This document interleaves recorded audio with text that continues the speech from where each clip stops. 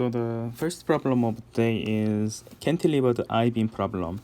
So sorry that I didn't take the correct figure, but actually this problem considers a cantilevered beam on the vertical force, and it take this as A point, and the distance from the end to A point is 0.375, and the cross-sectional shape from the side, it looks like this typical I-beam shape, and width here is 7.87, and thickness here at the top lens is 12.6, and distance from the center to the top surface is 103, and the distance from the center to the center of the flange is 96.7, and the width of the top flange is 206 millimeter. And, and the problem asks obtaining the shear force V and moment M at location A, this point. And second question, the problem asks normal stress and shear stress at A point, B point, and C point. Of course, obtain that this A location. And problem also asks third question, like maximum normal stress at B. Okay, so when somebody asks you to maximum normal stress, it typically considers more circle and try to get the maximum principal stress. Okay, so let's solve the problem one by one. So as specified by this free body diagram, what we can do is this is known. V is the known vertical force is 160 kilonewton downward, and to make a balance you need force upward, and you also need a moment that is clockwise rotation, clockwise, because if you combine only force, it tends to give some counterclockwise rotation. So to make a balance you need clockwise rotation moment M. Okay, so if you solve this problem, this must be 160 kilonewton to make a force balance along vertical direction, and this M must be 160 multiplied by 0.375 meter, and it turns out to be its magnitude is 60 kilonewton. Here you gotta be careful about the sign convention. So the sign convention for V is this. So you are considering upward force in right ending surface. So it must be negative 160 kilonewton for the V. And regarding the M, this smiling moment is positive sign, and here it's opposite sign. So out of 6 kilonewton meter magnitude, you have to put a negative sign. Okay, so with this you complete the value for V and M. Then let's move on to question 2. Try to obtain the sigma x and tau y at A point, B point, and C point at location A. So let's first consider the sigma x. So x is the longitudinal direction. So to obtain the x in longitudinal direction, we can use the flexure formula. And to use the flexure formula, we need the I value, and the value of I can be rather simply obtained here, because we first obtain I for the full rectangle, and we subtract I for two small rectangular shape. Okay, so the large and full rectangle is 1/12 BH cube. B is 206, and H is from here to here is also 206.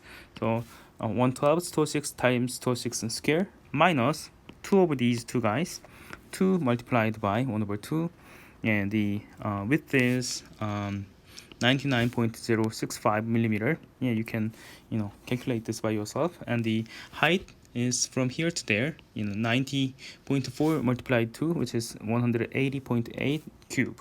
After taking this calculation, I turns out to be 52.5 multiplied by 10 to the negative 6 meter fourth power. So after plugging this I value, and we already know the value of M, which is negative 60. So if you plug in the values, sigma A is 107.7 megapascal, sigma B is 103.3 megapascal, and sigma C, which is at the center, we have zero normal stress, because the distribution is long like this. Okay. Yeah, this is a C point, this is B point, this is A point. Now let's move on to vertical direction shear. So to obtain shear, you need VQ over IT equation, and here the complexity comes here as the Q y depends on the y. So at location A, yeah, Q integral is Q is basically 0, okay, because the integral, you need some sort of a volume, but at A point, yeah, 0 volume. At B, what you do is above the B, you have this red block, this flange area. So to obtain integral this red area YDA, it's same as area of this red multiplied by centroid position of red. So centroid position is 96.7 millimeter away from the center, and the area is 26 multiplied by 12.6 millimeter. So you plug in these numbers and you obtain Q value for B location.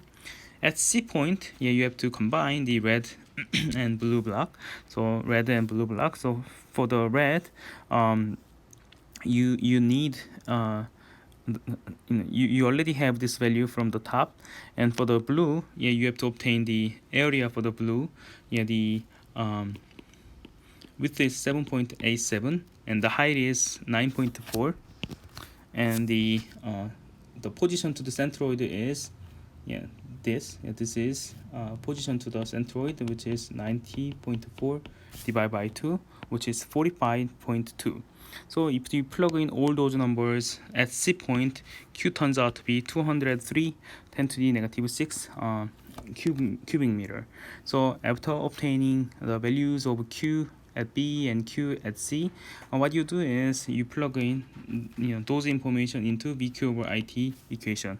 So after you put these values into the VQ over IT equation, yeah, you obtain the vertical shear stress as negative 97.2 at B point. At C point, you need you're gonna get higher value because you're gonna have a higher Q value, and it turns out to be 109.6 megapascal.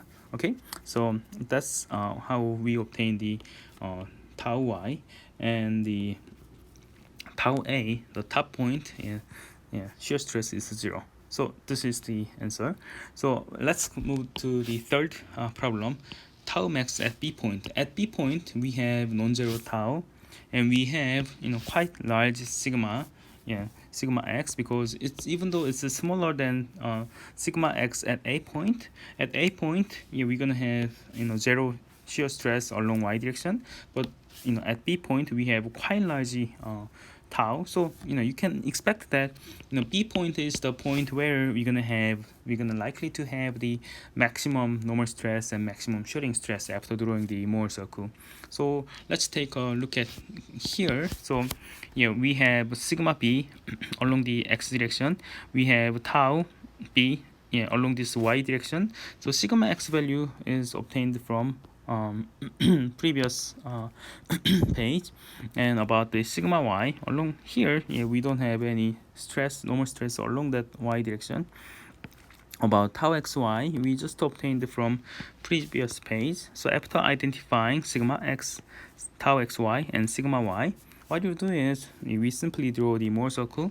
Sigma average is 103.3 over 2 and 51.7, and R is plug in sigma average, sigma x, and tau xy. R turns out to be 110.1 megapascal. Okay, so locate sigma average here, and R is significantly larger than sigma average, so you can expect that Mohr circle would look like this. And at the position of principal stress, if you do sigma average plus R, it gives us the maximum value of normal stress, and it turns out to be 161.8 megapascal. Okay, so with this, we were able to answer the question 3 of the first problem. Okay, so with this, let me finish the recording of the first video.